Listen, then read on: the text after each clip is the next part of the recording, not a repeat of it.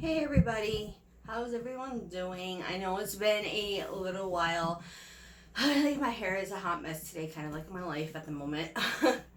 um, so, there's a couple things I wanted to talk about. The first thing is that I am sitting because I can't stand very long at the moment. As you guys know from the last couple of videos, or at least the last video, I they thought I was sick, and my blood work came back, and it looks like that I have like one of the later stages of diabetes because I have not treated it. And that is fully my fault. And I just want to tell everybody, if your doctor tells you to do something, please do it. Listen to them, don't dismiss them, because that's exactly what I did. About 2 years ago, my doctor told me that my blood work I was kind of borderline diabetic, and I was hypoglycemic pretty much most of my like adult life. I really didn't have problems with my sugar until after I gave birth to my first child, my son. And then my sugar started getting a little weird, and as I had more kids, it started getting more imbalanced. So, pretty much my whole adult life, because I had my son, I just turned 21. So, like, yeah, the whole time, I've had hypoglycemia, and within that time frame, I've learned how to control it through food.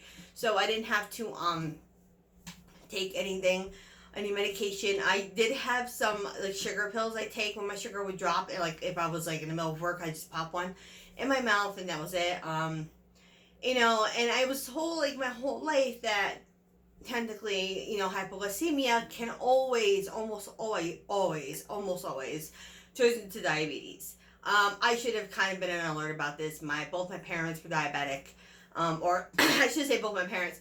My dad is diabetic, and then it runs on both sides of my family. We also have cholesterol issues. So, I've kind of was like, whatever, I'm not worried about it. When you're like, you just like, it won't happen to me. Like, you're always like that. And then my mom, oh, not my mom, sorry. My doctor was like, you're kind of borderline, your sugar's a little higher, and you've had gestational diabetes every time. I think except for my last pregnancy, I've had gestational diabetes, which is definitely something to expect when you have hypoglycemia. And it was not fun to deal with. It wasn't that bad. I learned how to control it through diet. And it was very hard because it is a lifestyle change. And it's like getting used to certain foods and stuff like that, and like changing your whole, like, instead of having white bread and now I'm eating wheat. And it's hard for me to give things like pasta when I'm Italian, and that's basically all we eat in my house is like Italian food. So it's like so hard to like just give up all that stuff. But you don't even have to give it up, you just have it in different kinds of portions. I've been through Weight Watchers. Weight Watchers has helped me a lot to learn about like healthy carbs and healthy portions, and because of that, I think will always help my process with my sugar issues. So I have since lost 100 pounds in the last like 2 years. I used to be 300 pounds. I'm a little okay. Maybe not exactly 100 pounds, but close. I was like 300 pounds. I'm now down to 215. I actually lost 2 pounds in like 2 weeks. 3 pounds in 2 weeks. So I'm just gonna break it all down. My doctor told me that. I was like, yeah, okay, whatever. I never went to get the rest of the testing done, and I never went to see a nutritionist like he suggested. He's like, let's just avoid the problem before it becomes a problem. Let's do this. My doctor is a great doctor. I love my doctor. I go to a practice, and of all the doctors in that practice, he is always the one so focused on me. He's always trying to find whatever's causing my issues. He does not let me down. This guy will do anything for me. I love him to death, and I highly trust his opinion, and it was not the doctor's fault. It was my own neglect and laziness that caused me not to go and take care of these appointments. So basically, after that, we kind of just push it aside, because I don't ever go to the doctors unless I have to. Like if I have like if I'm sick, I had the flu or some emergency situation, you will never catch me at a doctor's office or a hospital. If you do, it's because either my kids are sick or I'm so sick I can't even deal with it. That would be the only time. So I don't really do my yearly physicals like I'm supposed to. I go when I'm sick. I get sick so often, because of, which I'll get to, because of what we thought was an autoimmune disease. I would get sick so often. I just have a really weak immune system that I'll go in and be like, well, you're due for a yearly, so let's just do a yearly while we're here. So I was like, all right, whatever. And I only had to get a pap smear like every 2 years, 3 years or something like that. My doctor doesn't really push it too much because he knows I'm in pretty good like condition, And he always used this word, you're too healthy to be feeling this way. You're too young to feel so unhealthy. You're too young, like, work out now, lose weight now while you can. Like, he's always pushing that you're too young. And I'm thinking, I'm 36 years old and I know you ain't much older than me. Like, he's gotta be maybe in his 40s. So I'm like thinking to myself, what are you talking about? Like, when I asked him for the IUD, he fought with me. He's like, I should give you the birth control pill because I don't think you're ready for the IUD because you're too young. I'm like, I'm 35. Give me the fucking IUD. Like, it was crazy. I did eventually get the IUD, by the way. He would not tie my tubes. He refuses to tie my tubes until I'm over 40. It's just how my doctor is. He looks at me as a young person who should be healthy, and he's like, every time I get sick, he's like, you shouldn't be feeling like this and whatever. So, as I mentioned before, I've been very sick. I'm, as of right now, out of work on my own paid time leave. I'm probably going to end up going on a medical if he can pinpoint the diagnosis, because disability will not pay for my temporary disability if he does not have an actual reason for me to be out of work. So, like, uncontrolled diabetes is an actual valid reason to get disability, at least temporarily, because I don't want permanent. I'm a type of person who has to work. So, right now, I'm protected, but I'm waiting for too much longer. So I do need to get a hold of them. So, sorry. So basically, lately, as I mentioned, I started to last month. All right, I had the flu about a month ago. After the flu, my symptoms started to flare up from my autoimmune disease, which basically were the same exact symptoms I was diagnosed with in September, when my ESR came back as a little above normal, as it was supposed to be 32, it was 34. So it was a little. But it was enough for them to say, you got an autoimmune disease, we can't find it, go home. The doctor I had, this is why I'll never have anyone but him now. The doctor I had, literally, she just dismissed it and called it a mystery illness and sent me home, and I was stuck dealing with this forever. But another doctor there, I think his name is Dr. Ali, he did end up giving me prednisone, and which took care of my symptoms. So everybody was like, if it works, then that means you have an autoimmune disease. Why do I feel like this light is so bright, right? All right. Okay. So I was like, all right. So whatever. I just gonna not treat it and just deal with it. I guess I didn't have insurance either, so it wasn't like I can go to a rheumatologist. I think that's what they're called. It's like an autoimmune doctor. If I didn't have insurance, I'll just leave it be. I don't think it could get worse. I was wrong. After I had the flu, my symptoms flared up, which is totally normal if you have an autoimmune disease. That can actually happen, though it is rare. It can actually happen. So I started getting the same symptoms, except for the headaches. I wasn't getting the headaches, but I was getting everything else I was getting. I was really tired, and I was kept saying, oh, it's from the flu. It's just must be from the flu, or whatever. And as my, as weeks started going by, I was getting more and more tired. I was like, I really don't feel good. I'm really tired. I can't stand. And then I got weak in my muscles. Started aching, so kind of I was having the flu, but I wasn't having any sick symptoms. I was just in a lot of pain. I was really tired and weak. So I guess the point I work with, I started slowing down a lot, to the point where my boss would say something.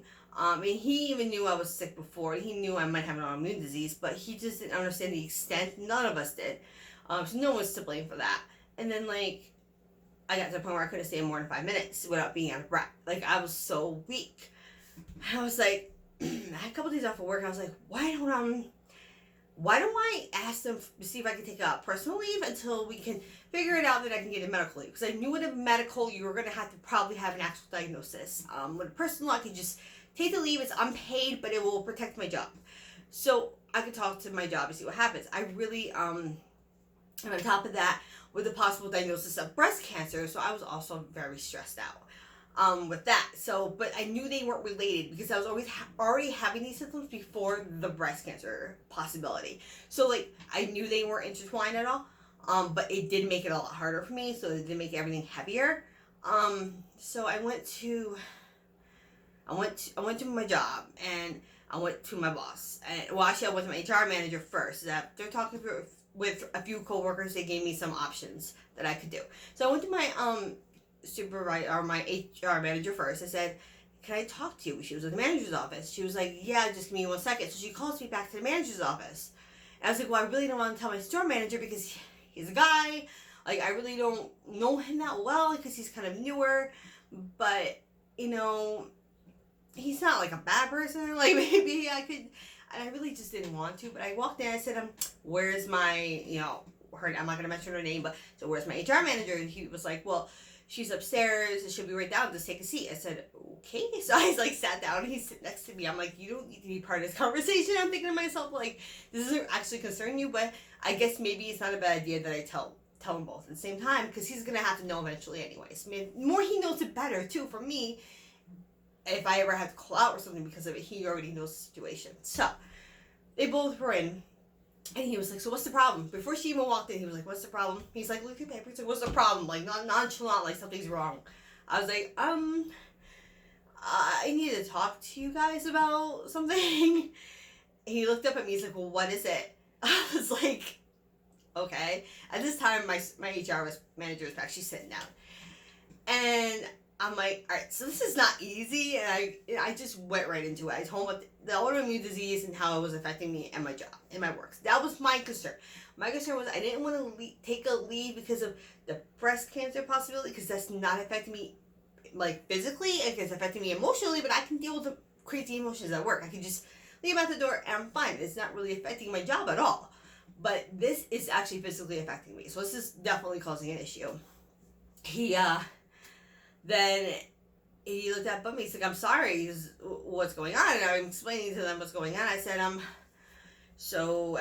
then I was like, on top of that, and then there was this. And when I mentioned the breast cancer thing, and I said just like this, I said, "In my breast exam, they found a suspicious lump." I did not say I had breast cancer. God, everybody keeps thinking the worst when they tell them this. It's not the worst because it's not even confirmed. So let's not like freak out. Like, they don't even know that my mom has a history of breast cancer. I didn't even tell them that. So, like, they're already freaking out, not even knowing my history. But, like, they both looked at me, and, like, I swear to God, like, instinct, they were like, "Oh, shit." Like, "Oh, my God, that's terrible. That's terrible." Immediately, there was just, like, a sympathy thing. And I was like, no. I said, no. Oh, God. I said, "No, I'm not looking for you guys to feel bad for me." I said, "I want to, back to the autoimmune thing. I was wondering if I could take leave." I was just, like, threw it out there, and he was just like, "What do you mean?" I said, "A leave, a leave of absence." And she was like, I think she means like leave of absence. Yeah, that's exactly what I meant. And he goes, "Yeah, put her on the FMLA." I said, "Well, I'm sorry." I said, "I know you guys are like professionals at this thing or whatever, but I did my research and I know that you cannot take an FMLA even in New York State. It is required as long as your business has 50 or more employees, or I think it was 50 or more, or something like that. You automatically qualify for the FMLA, which means that if your doctor can sign the paperwork, you are qualified for 26 weeks of paid time off a year.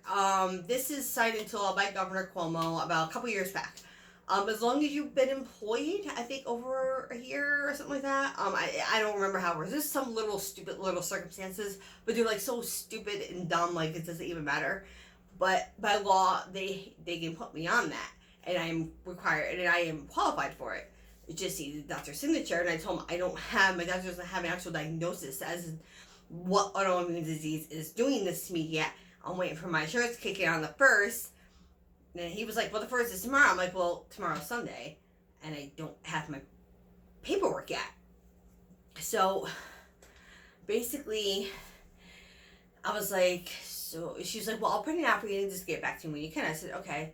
And it got really quiet. So what do I do in the meantime? I said, "I'm sick now." I mean, the problem is now.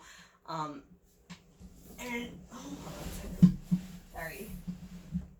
Sound like somebody was opening my door and nobody's home. And it must be this door. And he was like, "Okay, what do you mean?" I said, "Well, I can't work now. I mean, I could work today. You guys need me today. Obviously, I'll work today. But I'm too sick to continue working. I'm not sustaining this. Like, ask my, I'm not gonna mention his name. Ask my manager, my direct supervisor over in my department. He knows exactly how I've been working. He will back me up. My coworkers will back me up. Ask them." And he was like, "Well," he looked really confused. I was gonna ask her personally, which I should have, But I was like, I got some paid time off. Can I just use that? Oh, like I just wanted to make it easy for them. They're like, yeah, of course. So like I did like the first 20 minutes of my shift trying to talk to different people, get this in order and going, and it worked out. It did work out.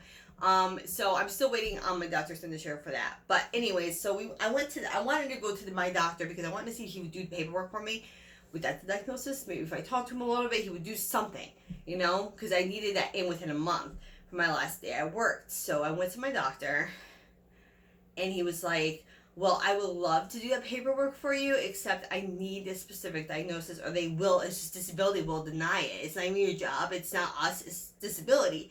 He goes, so I need to pinpoint your diagnosis. He goes, all right, so this is how I'm going to do a full panel of blood on you, and we're going to do this all over again. Because he can clearly see I'm sick. Like, I'm losing my hair's thinned out so much on top, especially not so much here. It is thinner, but it's not as thin. When I'm on top, my hair is thinned a lot. Like, I'm already in the process of looking for wigs, which I'm actually kind of excited about. My weight has fluctuated. Like, I gained 5 pounds, and then I lost weight, and then gained weight, and lost weight. It keeps going back and forth. And you can clearly see, like, when you're with makeup, like I'm saying, like, you can see, like, around my eyes here are really dark. That's all from being sick. My skin is paler, so I have a lot of, like, issues. And, I'm telling him there's days I can't even get out of bed. I'm so, like, I'll get up, get the kids to school, I'll come home, sit down, and it's like my eyes are burning because I'm so tired, and it's weird because I'm actually sleeping because I'm so exhausted. So it was definitely like a mystery thing, and a lot of things were happening. I was pinpointing every little thing I could think of that was going on, like anything that could be of any, like, any sort of connection to each other. So he was like, all right, he goes, it definitely sounds like something's happening. So let's do this. He goes, I was like, that was more than like the other doctors were doing. Like, they did like 3 tests and call it quits. You're actually going out and doing this whole thing for me. Like, that means a lot. Like, he goes, and then he's like, did you get that mammogram yet? Because he did my breast exam for me. I was like, I actually, the insurance miscommunicated with us. They said that we were having insurance on the 1st of this month. We're actually not. We're not going to have insurance until the 1st of April. So I actually have to go a whole another month before I get the mammogram. He says he's concerned, but he's not highly concerned where it needs to be done right now. So we're okay with that. So he went ahead, I did the blood work right then and there to do all that for free for me. And I started getting blood results in slowly. They started coming in. My blood count was actually pretty normal, which I was happy about. It was kind of, and some of it was like kind of borderline. Like my white blood cell count is definitely lower than my red. No, yes. I don't think I'm doing that right. My red blood cell count was higher than my white, I believe. My whites were very borderline. It was always not like lined up with my red. My red was always higher. So it was something that came up in my test before too. So I was like, all right, that's not too much I'm worried about. And then the next morning, I got an array of I'm pretty sure I got almost all my test results in, if not all of them, because I know they did an ANA, and I didn't get that one in yet. But I don't know if they're going to go through with that, because I was like, oh, everything was probably going to be fine. And then I opened it up, right? And it was like, oh, I wish I could pull it up on my phone right now, but I'm recording off my phone. There's like a whole list, and I can read the charts right off my phone, so it gets sent to my email or my text message, and it tells me, oh, you have a new test result, and I just open it up right on my phone. So as soon as they're processed, I get it.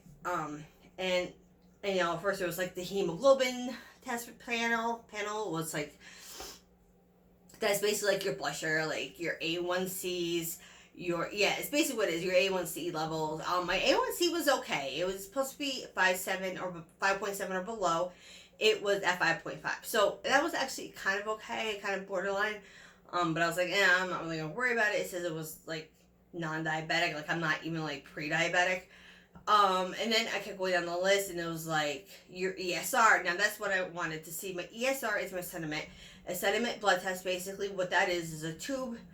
They put your blood in a tube, and your red blood cells clump together like this. And if the quicker they sink to the bottom, the more likely you are of having some sort of inflammatory autoimmune disease. Not all autoimmune diseases are inflammatory. Let's make that point. Last time, like I said, it was elevated at 34. That's why they wrote it off as an autoimmune disease. Now it's all the way down to 6. So I don't know how it went from 34 to 6, but it did.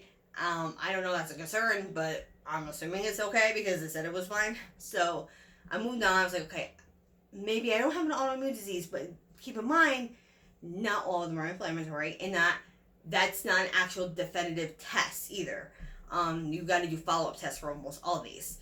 So then I went to the cholesterol, and I was rather surprised because I normally have low blood cholesterol. My blood cholesterol, or my low cholesterol. I typically have low cholesterol. My cholesterol was all the way up, almost off the chart high. I was like, I'm thinking to myself, how is this happening? Because I don't eat anything because I have no appetite. Like, I was to the point, that's what I was trying to say. When the mammogram, I gained 5 pounds. When I went back, like 2 weeks later, I lost 3. So, like, literally, that's me sitting on my ass, not eating, and eating the minimal.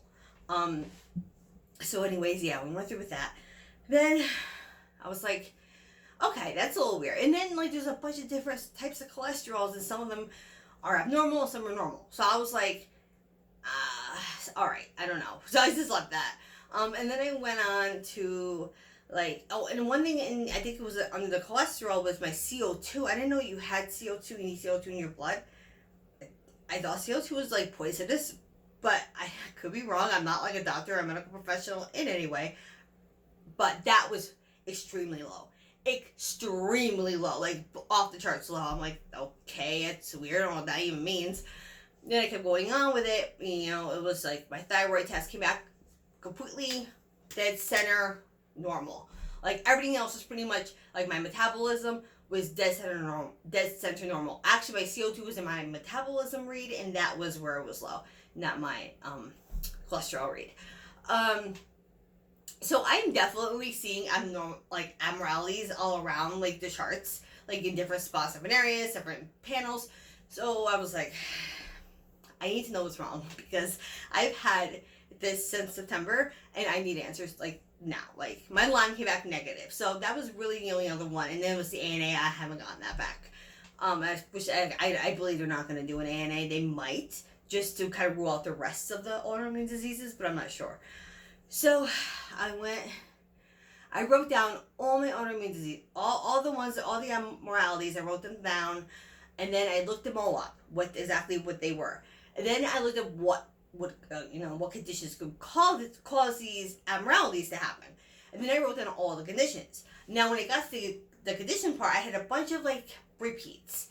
And that's where I started throwing up breath flies. It took me like 2 hours to do this. Okay, it's just a lot of research on, like, WebMD, Mayo Clinic websites. They weren't, like, just regular websites. They were actual certified medical websites.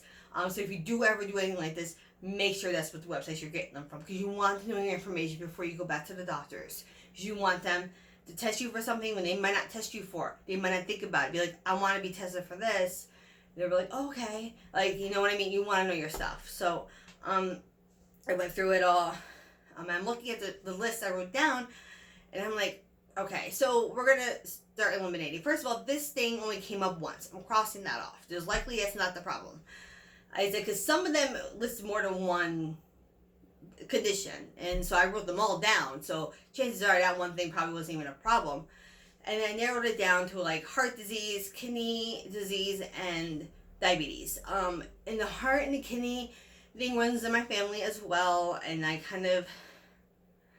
didn't, like, dismiss them completely, but I looked up those with my symptoms and compared them, and I wasn't having any of the symptoms that those would produce. So to me, it seemed very unlikely, since I have a heart murmur, but I don't have it on, like, my heart isn't an actual issue. So I was like, okay, it's probably not any of these. I kept going. I was like, well, diabetes, then we should definitely look this up, because there's a possibility, like, definitely. So I'm looking at diabetes, and there was one other thing that came up on there. It was one thing. It was, Jesus Christ, I'm sorry. I cannot remember the name of it. Something to do with your triglycerides. It's something to do with that. I don't even know if I'm pronouncing that right. But it was all connected somehow. Something to do with your, it's like a acid thingy with your ketones. Anyway, it was something to do with that. Endometriosis or something like that. I don't know. God, I don't know. So I was like, well, let me look this up too. Because I went diabetes. Yes, I kind of fall into that category. I already knew that. But I looked that up, and that's a type of diabetes that means it's been uncontrolled. and untreated and it's life-threatening, that only really comes up if you have ketones in your urine or in your blood, especially your blood. Now, I looked it up and I was like, okay, probably not, but let's just see exactly where I found this condition and what category, where in the panel I found it. It was a lot of work. I narrowed it all down. I found out it was coming through something. I don't remember which one it was, by CO2 or something like that. It was something that was abnormal. And I was like, oh, it's coming from here. I said, that's awfully low. Or that's awfully, like, whatever it was, high or low. Like, it was awfully abnormal. Like, not even close to borderline. I was like, okay. So this means that there's ketones in my blood. That's exactly what that test meant. The exact panel, or the exact test in that panel meant. And so I was like, okay. So I looked up the symptoms of that. I was like, let me just, by chance. I fell directly in that category. Everything. From the loss of appetite, skin conditions, hair loss. You can also have it on a crazy onset of hunger, which does have my hypoglycemia too. Out of breath, achy joints, pretty much every single thing I had was that. I was like, oh my God.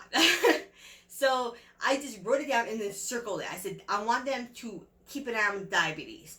When I go back, because I haven't been called yet from my doctor to get yelled at, because I'm expecting more test results. Worst or best case scenario, that's what it is. Worst case scenario, I don't know, because I don't know the other results yet. But when he does call and has me go in there and he yells at me, I'm going to tell him, I want you to test me for diabetes. And I want you guys to look for this diabetes. Because I fell right into this category. And I don't know if you guys even realize that. So my diabetes is a little uncontrolled. So we're going to get on that. We're going to hopefully fix it, because I can't feel like this anymore. I have good days and bad days. And today is actually a good day. And that's why I'm making this video. Yesterday and the day before, oh, they were terrible. I can't even stand up sometimes. So today was a pretty decent day. So I managed to get out and get things done and do things, and I'm happy for that. So that's the update of my medical situation. Thank you guys for watching. I would definitely keep you guys updated, and the best advice I can give you is that always listen to your doctors. If you think anything is wrong at all, they're not going to dismiss you. If you think something is wrong, go to your doctor. And I tell everybody this, because always trust your doctors. And if you don't trust your doctor and you think they might be wrong, don't hesitate to say something. Be like, I want a second opinion. If you're in a practice, that's perfect for a second opinion. Get a second opinion from that practice. If that doesn't work and you're done, then go to a different doctor's office. Do what you got to do. Don't give up, because if you're feeling sick, like, all the time like this, something is wrong. Especially if you know it's not in your head, because you're starting to see physical aspects of being sick. Take those physical aspects and then go to the doctors with them. Be like, something is definitely wrong, and keep going, because somebody's out there that's going to help you. You just need to find that person. So thank you guys for watching, and have an awesome day. And I hope to get an update soon. Thanks.